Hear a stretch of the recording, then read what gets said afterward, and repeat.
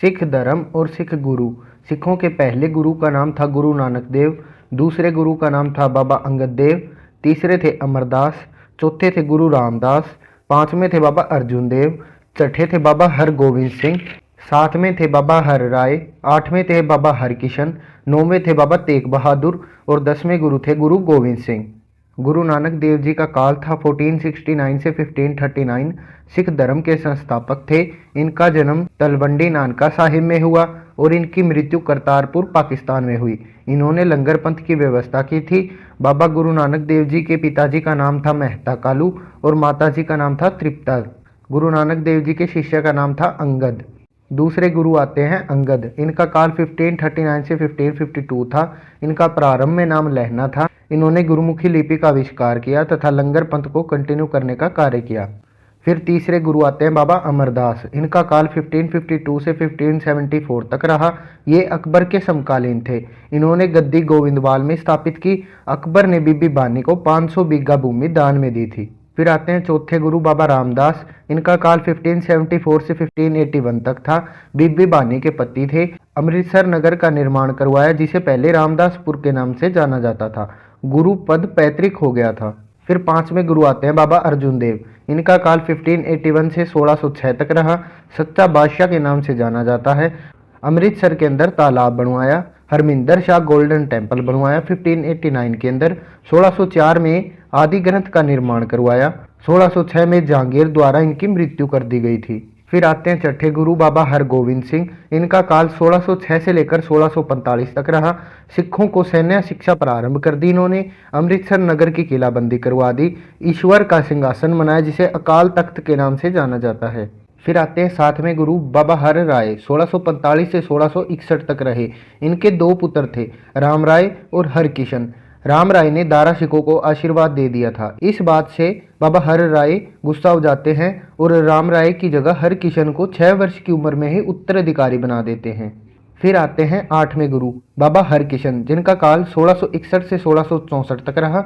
इनकी मृत्यु चेचक से हो जाती है। फिर आते हैं आठवें गुरु बाबा तेग बहादुर। इनका काल 1664 से 1675 तक रहा। बाबा हरगोविंद के पुत्र थे।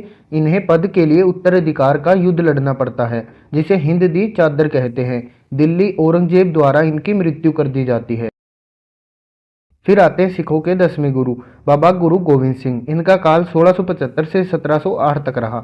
इनका जन्म 1666 के अंदर पटना में हुआ। इन्होंने आनंदपुर नगर की स्थापना की। 1699 के अंदर इन्होंने खालसा पंथ की स्थापना की। सिंह एवं कौर का प्रचलन प्रारंभ किया। इन्होंने 5 कह दिए, केश, कंगा, कच्छा, कड़ा, कृपान आदि ग्रंथ का पुनः संकलन कराया।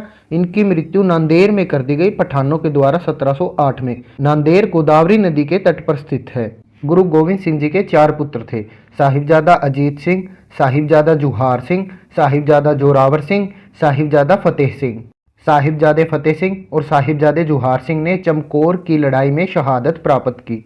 फिर आते हैं बंदा बहादुर, जो 1708 से लेकर 1716 तक रहे।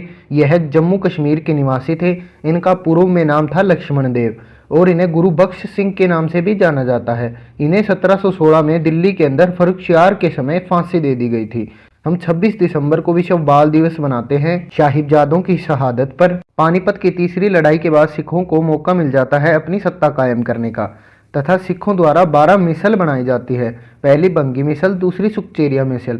सुखचेरिया मिसल के अंदर एक राजा होते हैं, राजा रणजीत सिंह जी। राजा रणजीत सिंह जी का जन्म 1780 में हुआ। इनके पिताजी का नाम महासिंह था। राजधानी इन्होंने 2 बनाई, एक राजनीतिक राजधानी, एक धार्मिक राजधानी। राजनीतिक राजधानी लाहौर में थी, धार्मिक राजधानी अमृतसर में थी। राजा रणजीत सिंह जी और जमन शाह के बीच में एक युद्ध होता है जिसके अंदर जमन शाह भागता है और 12 तोपें चिनाब नदी में गिर जाती हैं, जिन्हें राजा रणजीत सिंह जी निकलवाकर वापस जमन शाह के पास भिजवा देते हैं। अमृतसर की संधि 1809 में होती है राजा रणजीत सिंह जी और अंग्रेजों के बीच।